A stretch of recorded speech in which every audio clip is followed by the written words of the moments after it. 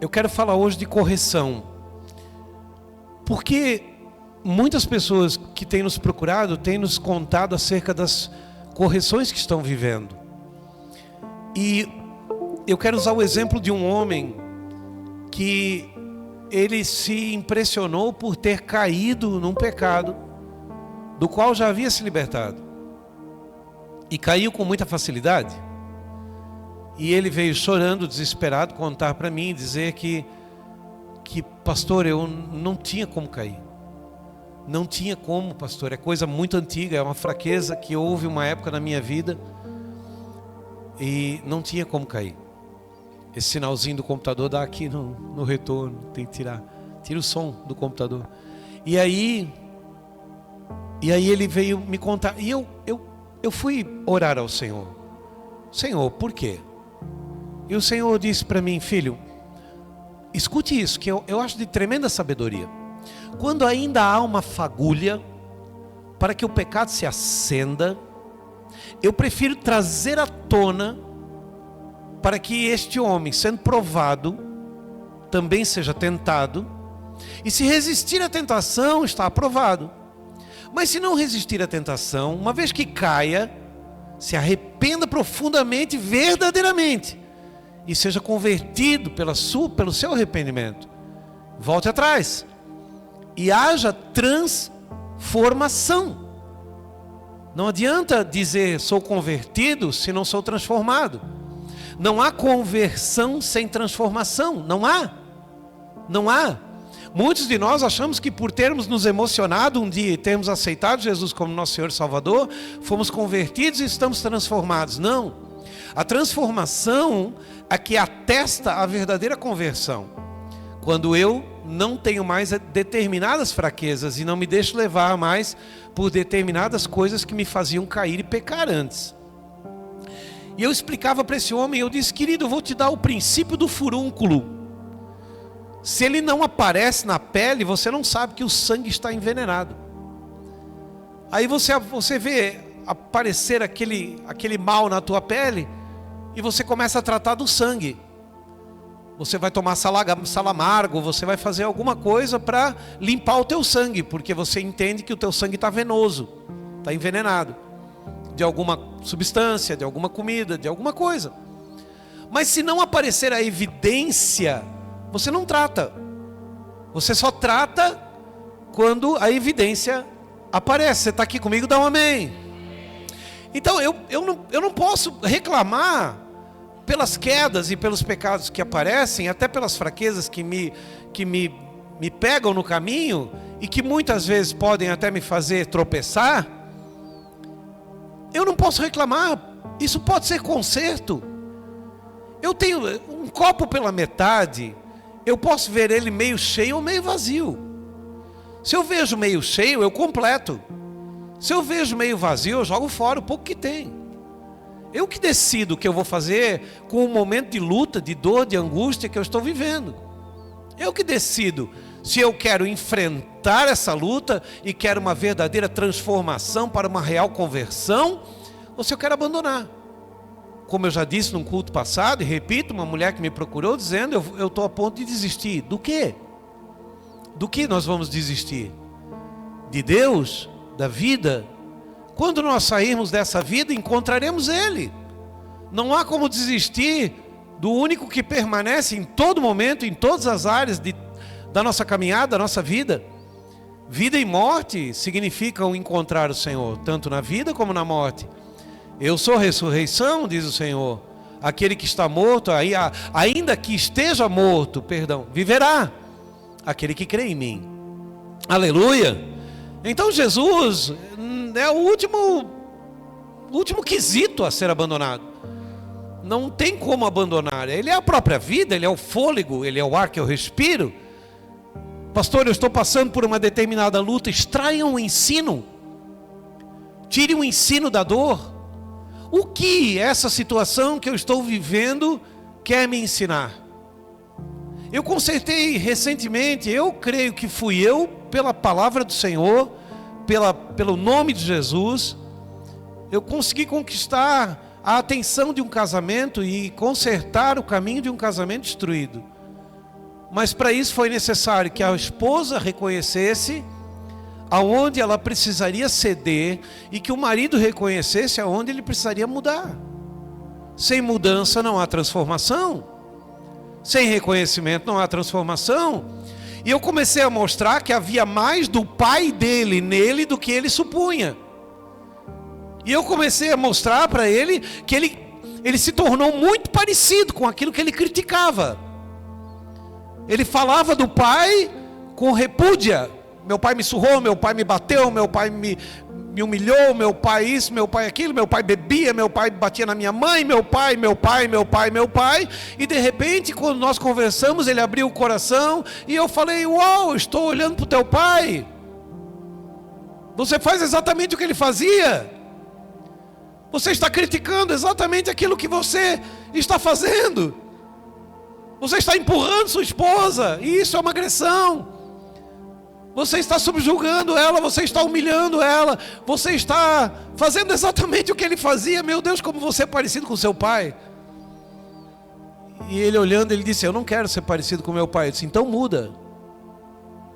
Extrai o ensino da dor. Esse relacionamento que você está tendo, ele está venoso por causa das tuas atitudes. Recue. Volte atrás. Eu não sou muito parecido com meu pai, não sou muito parecido com minha mãe, eu sou muito parecido com Jesus, aleluia. É com ele me tornou parecido com ele. Mas eu ainda cometo erros, claro que sim, graças a Deus, é o que me mantém vivo. As misericórdias do Senhor se renovam a cada dia. Esse é o motivo de não sermos consumidos. Mas eu preciso extrair ensino da dor. E eu amo ser quebrado pelo Senhor. É quando Ele me quebra que Ele me mostra a minha salvação. Eu quero ler com você.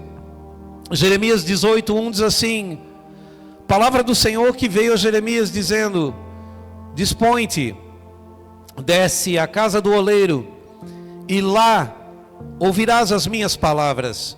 Desci à casa do oleiro, e eis que ele estava entregue a sua obra sobre as rodas, como o vaso que o oleiro fazia de barro, se lhe estragou na mão, tornou a fazer dele outro vaso, segundo bem lhe pareceu.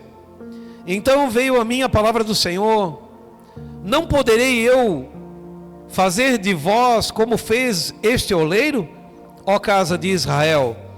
Diz o Senhor: eis que como o barro na mão do oleiro, assim sois vós na minha mão, ó casa de Israel. No momento em que eu falar acerca de uma nação ou de um reino para arrancar, derrubar, destruir, se tal nação se converter da maldade contra a qual eu falei, também eu me arrependerei do mal que pensava fazer-lhe.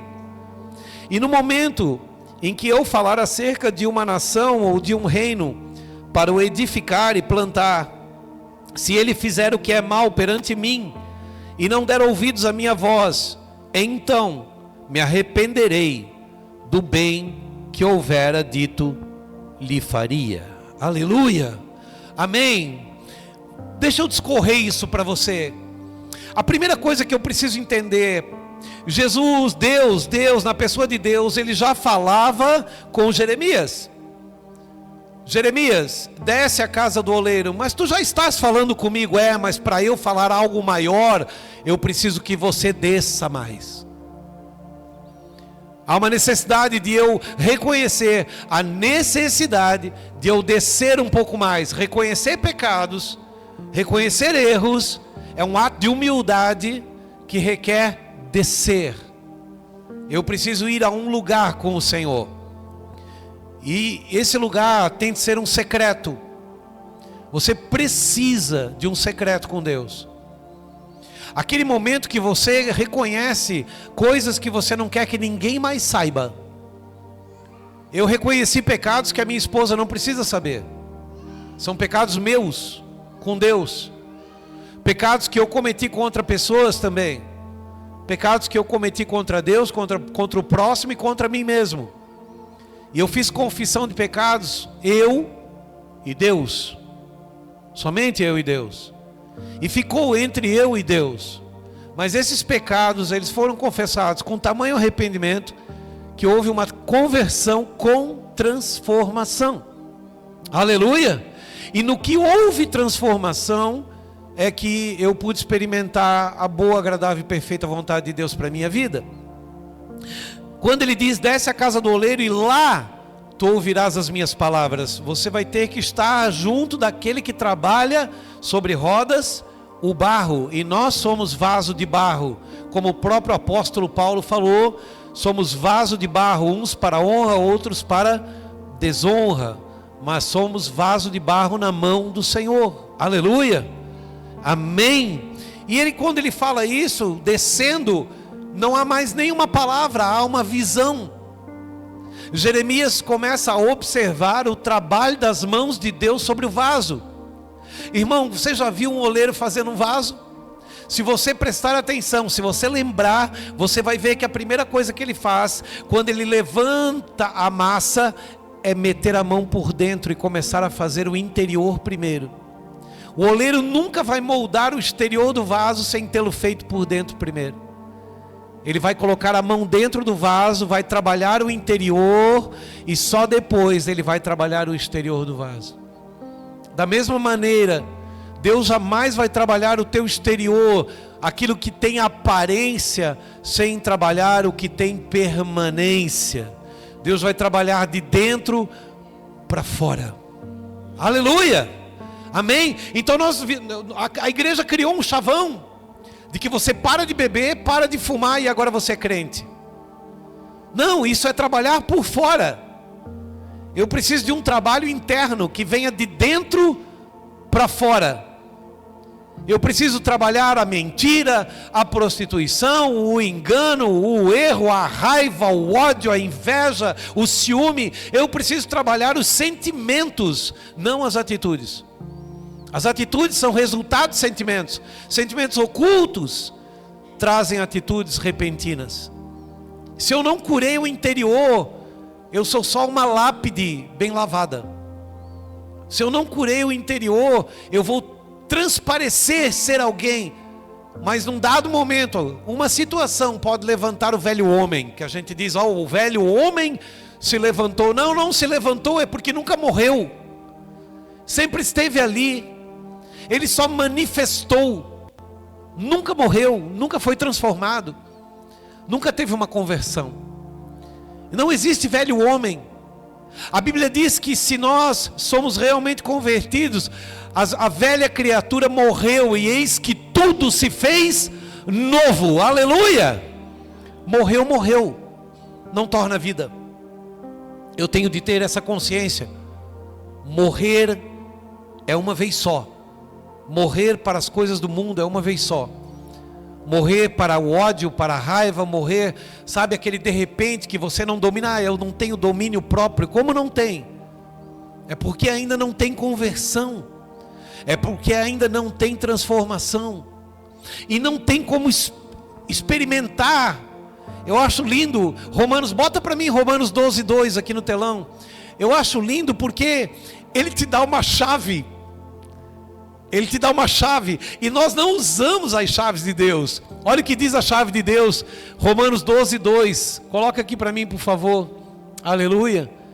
Diz assim a palavra do Senhor. Isso. Não é Romanos 12:2. E não sede conformados com este mundo, mas sede transformados pela renovação do vosso entendimento, para que experimenteis qual seja a boa, agradável e perfeita vontade de Deus. Essa não é a tradução que está no nosso computador, é? Eu preciso da tradução do computador para que eu possa trazer um entendimento. Não sede conformados com este mundo. É assim mesmo? É essa? Não? Pega do computador. Aleluia. Fica melhor. Amém? Amém? É isso? Não. A do computador não é essa. É?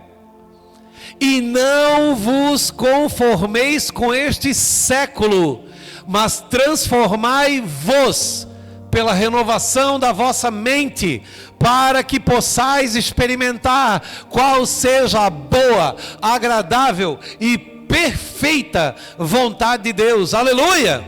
Se você não transforma aqui, você não experimenta aqui. Se você não transformar na mente, você não consegue experimentar na vida, na carne.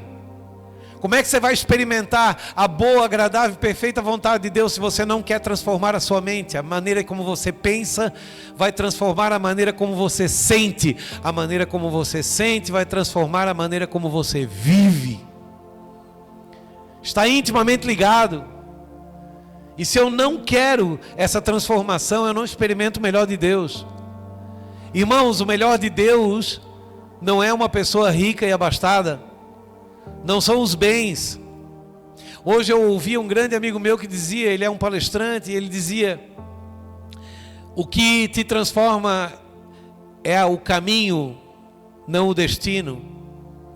Você já viu que você luta para comprar um carro e você se alegra porque você está quase lá, você está quase com o dinheiro para dar entrada, você está quase com o dinheiro para pagar, você está quase com... Você quer construir uma casa, você está quase com o dinheiro para comprar o terreno, falta tanto, e se você conseguir o financiamento vai dar tanto, e você se alegra, mas quando você consegue, muitas vezes você o cerca e deixa o mato tomar conta. Você já conquistou. Sai aquele entusiasmo, aquela alegria, porque melhor é a caminhada do que o processo, melhor é o processo do que o milagre. Sempre vai ser melhor. O que te transforma é o processo de conversão, o processo de mudança, Às vezes a coisa está tão boa que a gente tem que fazer uma briguinha para a gente lembrar quando era ruim. A briguinha não dura muito porque a gente é transformado, não dá mais para voltar. Aquilo que a gente vivia não volta mais, não tem mais como, irmão. Aleluia. Quem foi transformado foi, ponto final. Aleluia. Como o vaso na mão do oleiro, que o oleiro fazia, se quebrou, se estragou, ele tornou a fazer outro vaso. Irmão, você não vai ser reconstruído da maneira que você é, vai ser feito outro vaso, é diferente. Aleluia. A nova criatura não tem nem lembrança perto do que era a velha criatura. Não é a mesma pessoa. Não tem o mesmo semblante, não tem as mesmas atitudes. Eu me lembro do tempo que a gente vivia sem conversão. Eu não podia ver um tapete virado, um chinelo virado, uma luz acesa, uma pessoa demorando no chuveiro, uma pasta de dente aberta. Tudo era motivo para brigas e contínuas, escândalos e escândalos. Uma janela aberta. Quem é que está no banheiro? Vamos desligar esse chuveiro. Quem deixou a pasta de dente aberta? De quem é esse chinelo virado na porta? Esse tapete com orelha aqui, de quem é? São vocês que pagam a luz. Hoje eu saio apagando as luzes da casa. Quando o tapete está virado eu vou lá e arrumo. Quando o chinelo está virado eu vou lá e junto, coloco do lado. Não tem mais tempo para ficar procurando culpado. Porque das duas uma, ou você quer procurar culpado ou você quer resolver a situação. Só quem entendeu dá um amém. Se você quer resolver a situação, a tua vida vai ser maravilhosa. Mas se você quiser procurar culpado, você sempre vai encontrar alguém mais culpado que você. E você vai querer tirar limpo. E isso não é coisa de crente. Isso não é coisa de cristão, irmão. Não é coisa de cristão. Eu preciso transformação. Eu comecei a ver que quem não gostava do tapete virado era meu pai. Quem me chamava quando eu demorava no chuveiro era meu pai. Quem mandava eu cuidar, quem é que deixou a tampa da pasta de dente aberta? Era meu pai. E eu comecei a olhar. Teve dia que eu estava tão revoltado, irmão, que eu acabei de escovar os dentes, fechei e abri de novo. Joguei a tampa. Pronto, hoje eu quero assim. Quero desse jeito. De tão revoltado que eu estava, de tão oprimido que eu fui. Mesmo quando eu fui morar sozinho, deixei o chuveiro aberto, tomei um banho de 1 hora. 1 hora de banho, para botar para fora a minha revolta, de tão oprimido que eu fui. Irmão, se liberta, irmão. Se liberta. Quando você se liberta, você liberta mais uma meia dúzia que está à tua volta. Aleluia. Você está me entendendo, amém? Aí a gente quer converter todo mundo da casa. Aí se eu oro, eu quero que todo mundo ora. Aí se eu jejuo, eu quero que todo mundo jejua. Aí se eu leio a Bíblia, eu quero que todo mundo leia a Bíblia. Irmão, chamada individual. Chamada individual, não bota ninguém na tua prova. Chamada individual. A minha esposa nunca vai orar o que eu oro. Nunca vai jejuar o que eu jejuo. Ah, porque ela não é santa, porque ela não é crente. Ela tem uma medida. Eu não vou botá-la na minha prova. A prova é minha. Eu que me vire. Eu que escolhi caminhar com Jesus. Aleluia. Você está entendendo, amém? E aí quando você oprime, ah, que bom se nós nos oprimíssemos a nós mesmos, mas a gente oprime todo mundo que está junto com a gente. Não tem coisa pior, irmão, do que um pai que está chegando em casa e os filhos correm para o quarto, porque o pai não é bem-vindo. Eu me lembro quando nós ouvíamos o carro do meu pai subindo o morro, a gente corria para o quarto, eu e minha irmã olhavam um para o outro e dizia, o pai está chegando. Era um desespero, irmão. Corria todo mundo para o quarto, se escondia. A gente ficava ouvindo para ver se ele chegou bêbado ou chegou são. Ah, chegou bêbado. Chegou bêbado é perigo. Nós vamos apanhar. Mas nós não fizemos nada. Mas não, vamos apanhar. A gente já sabia que ia apanhar. Geralmente era eu que apanhava. O homem sempre, né? Aleluia. E quando chegava são, a gente disse, chegou são. Aí a gente saía com cara de paisagem. Oi, pai. Ele dizia, oi. Pai tá são. Terrível, irmão. Porque você não oprime só a si mesmo, você vai oprimir todo mundo que está à sua volta. Se você não é convertido e transformado, agora uma pessoa transformada, uma pessoa convertida, ela converte as outras pessoas sem palavras, só por atitudes.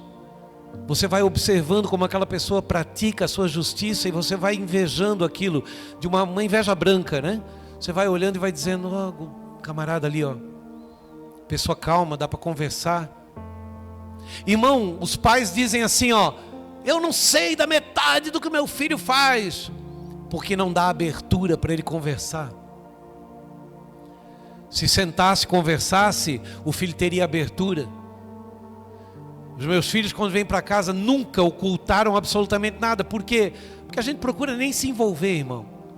Quando eles contam alguma coisa, a gente diz, puxa, é coisa ruim, a gente diz, ó, vamos orar. É coisa boa, a gente diz, glória a Deus. E pronto. Ninguém se envolve. Por quê? Porque sempre contaram tudo. Não tem coisa pior do que coisas escondidas. Quando você perde a confiança. Confiança não é uma coisa que você constrói. Confiança ou você tem ou você não tem. Mas é importante cultivar todos os dias isso. Uma transformação, uma mudança de caráter, de comportamento, uma verdadeira conversão, ela vai aparecer quando você for transformado. E não adianta botar a culpa no pai. Ah, meu pai, a maneira como eu fui criado, minha mãe, não, é porque os meus irmãos. Não, querido, não, você decide ser feliz, você decide enterrar o passado, você decide se perdoar, aleluia. Uma pessoa com dificuldade de perdoar os outros, geralmente é uma pessoa que não se perdoa. Uma pessoa com dificuldade de amar os outros é uma pessoa que não se ama. E aquilo que eu sinto a meu respeito, eu transfiro para os outros. E isso é problema de caráter, irmão. Porque foi construído pela pelo mau temperamento. O temperamento é o tempero. Eu falo isso de novo. Você está dividido em 3 partes: personalidade, temperamento e caráter. Personalidade é personal, é o que você é. Sua maneira de andar, sua maneira de olhar, sua maneira de falar, sua maneira de agir, sua maneira de gesticular. Isso é seu. Personalidade não se muda. Não adianta bater em cima disso. Tu tem do jeito de andar do teu pai, por que não viu antes de casar? Se não gostava, né? Papai andava assim, eu ando também. Isso é personal. Personalidade. Agora, eu posso mudar o temperamento. O temperamento é o tempero. Eu posso salgar mais ou salgar menos. Eu posso ser mais agressivo ou mais pacífico. Eu posso ser mais amoroso ou mais odioso. Eu posso ser uma pessoa que me incomodo mais rapidamente com as pequenas coisas, ou eu posso ser uma pessoa que passa por cima de tudo. Ah, pastor, mas isso tem a ver com a minha casa, porque você deixou.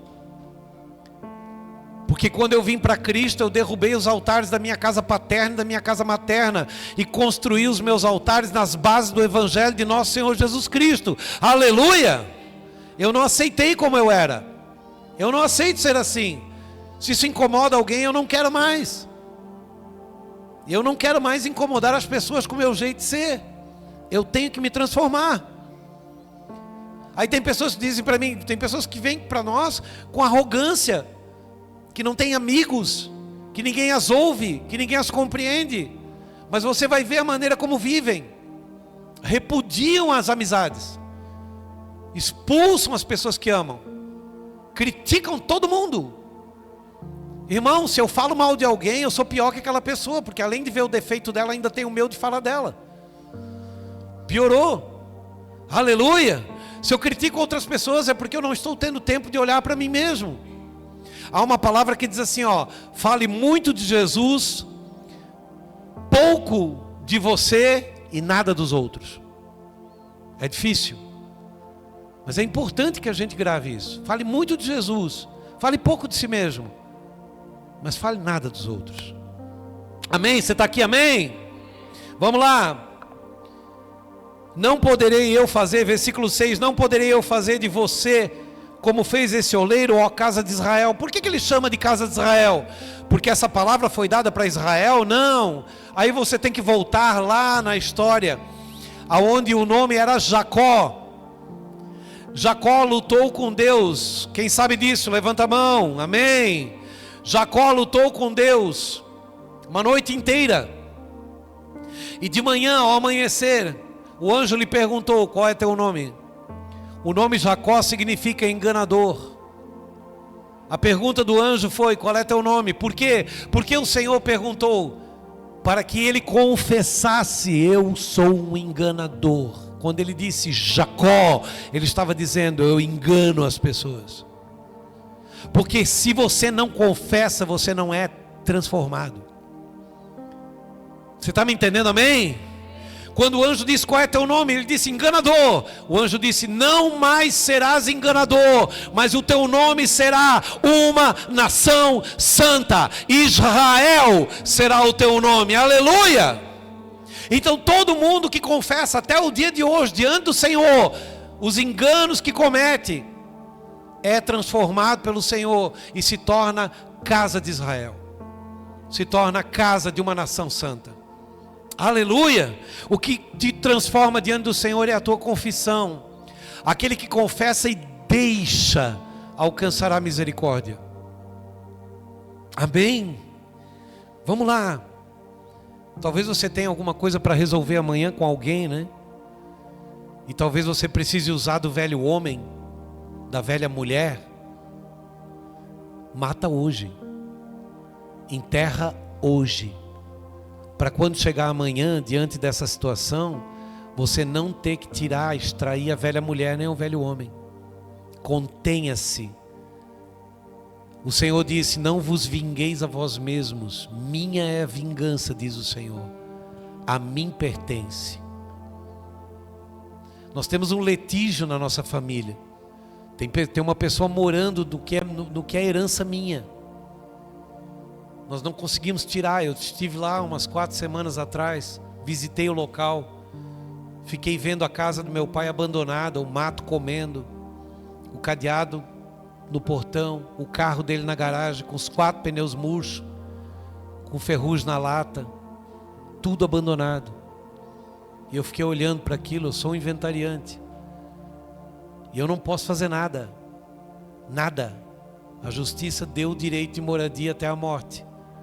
Pastor, ora para ela morrer. Eu não faço isso, eu sou um pastor, eu não sou coveiro, eu sou um parteiro.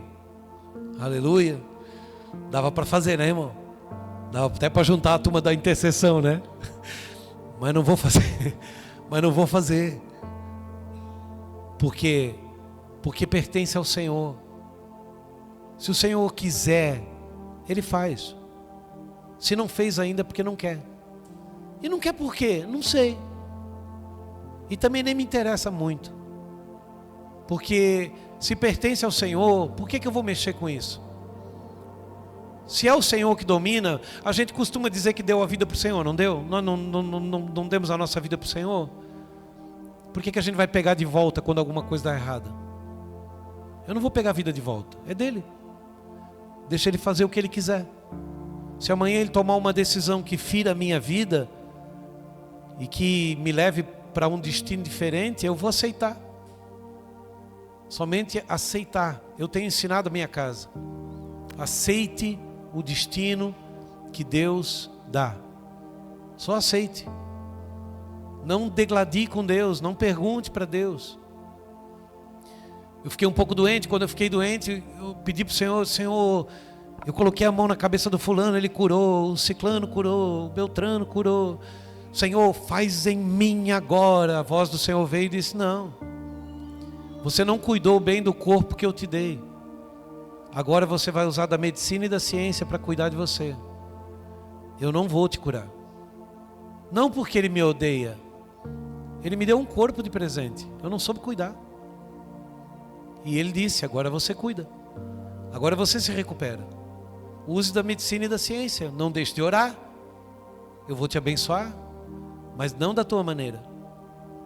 Porque se Deus me cura, irmão, na hora que eu orei, eu não tinha feito nada. Eu não tinha tomado nenhum comprimido. Eu não tinha nem ido mais no médico. Eu tinha deixado a coisa acontecer do jeito que estava. E estava feio demais. Já tinha pego uma série de órgãos. E estava na hora de fazer alguma coisa. Aleluia. Você está aqui, amém? Então não tem reclamação. Oh Senhor, eu sou o teu sacerdote. Ah, vai te lascar, Deus ia dizer. Que tu é o quê? Tu é um homem como outro qualquer, sujeito às mesmas paixões que todo mundo. Vai te curar.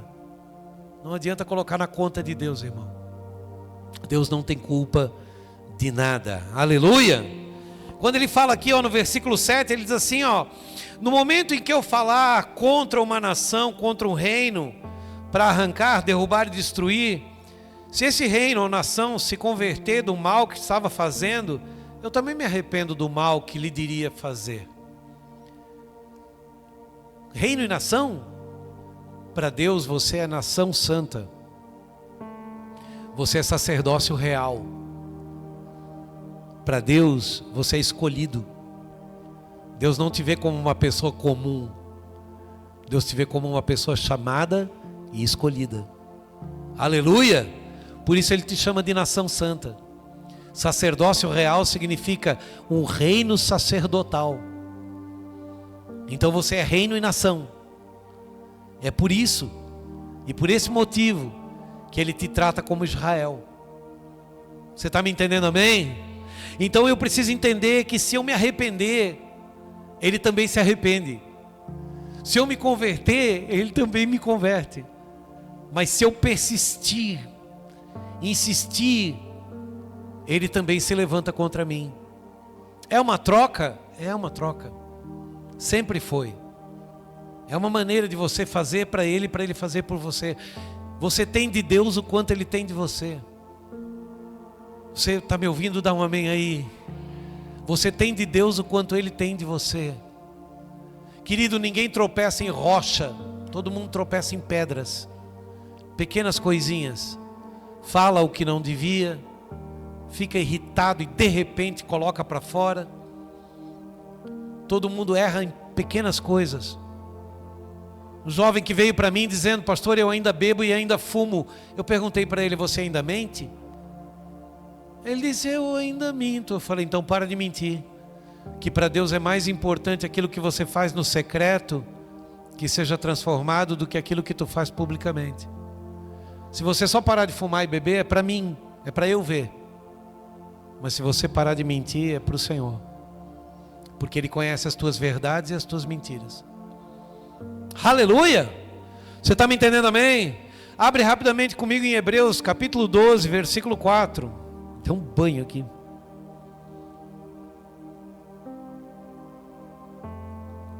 Hebreus 12, 4. Depois que tem telão, não tem mais Bíblia, né, irmão? Aleluia!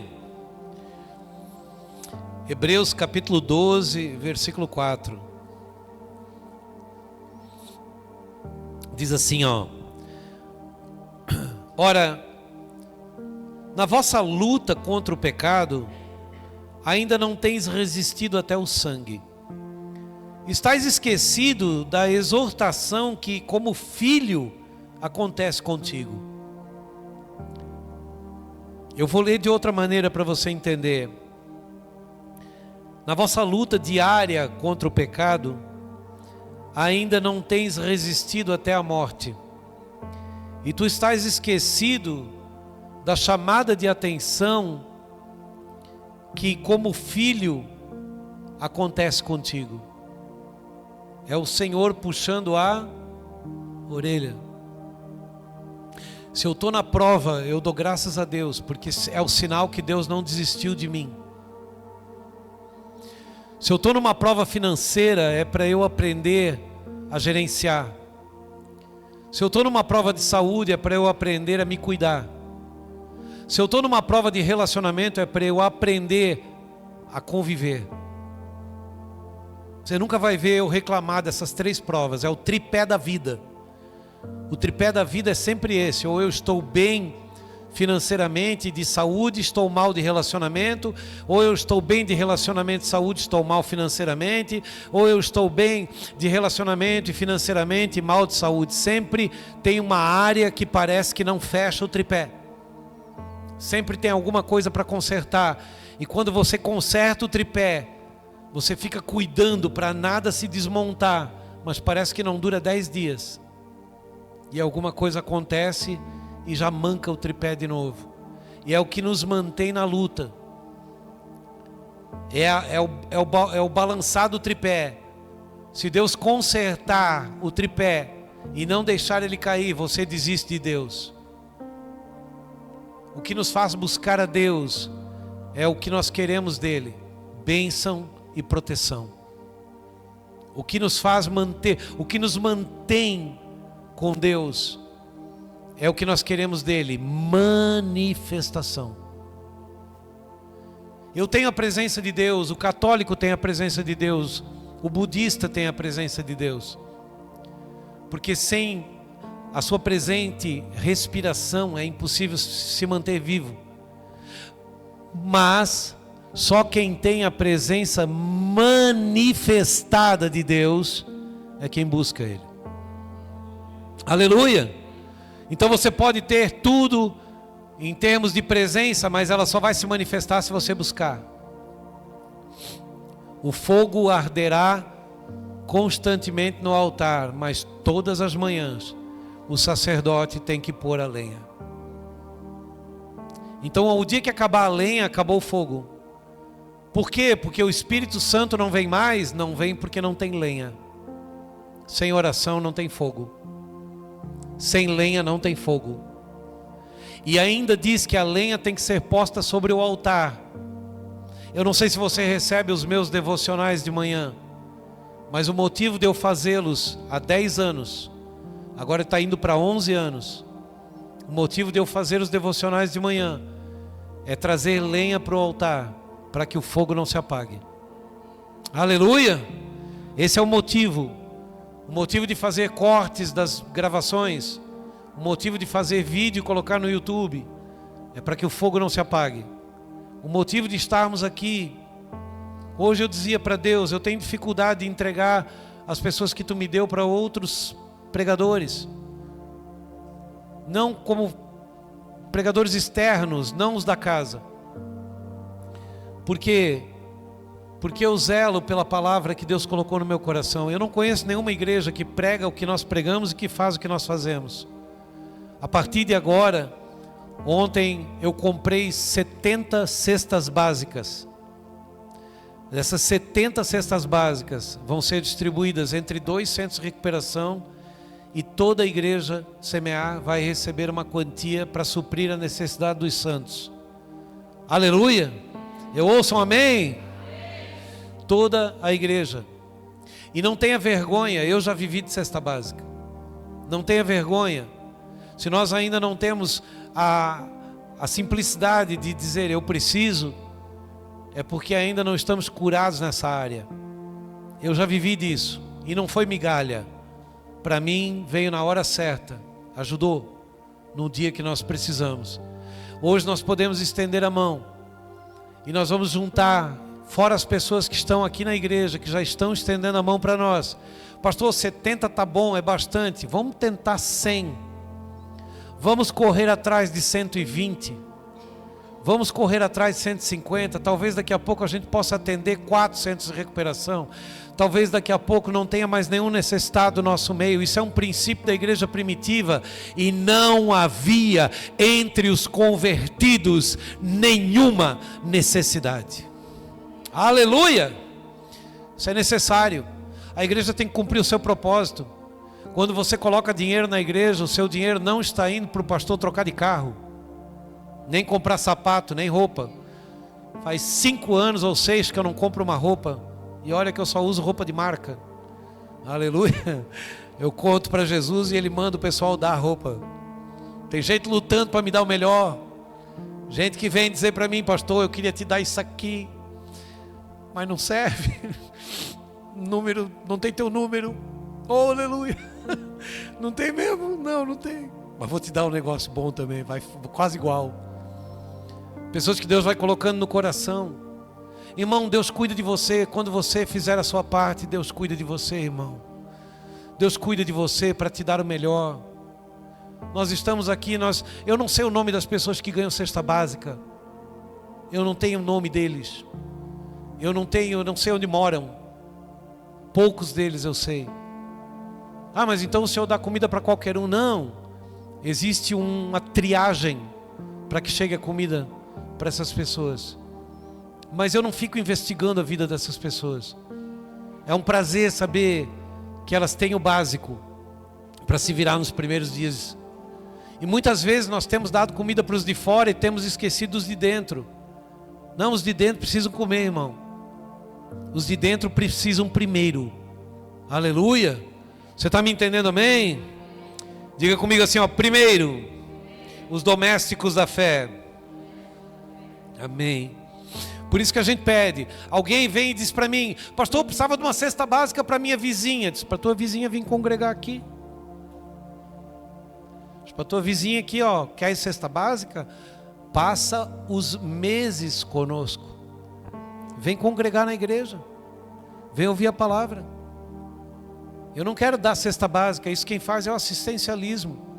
Eu quero converter vidas. Aleluia. Então eu quero, além do alimento espiritual, poder dar o alimento físico. Mas não só o alimento físico.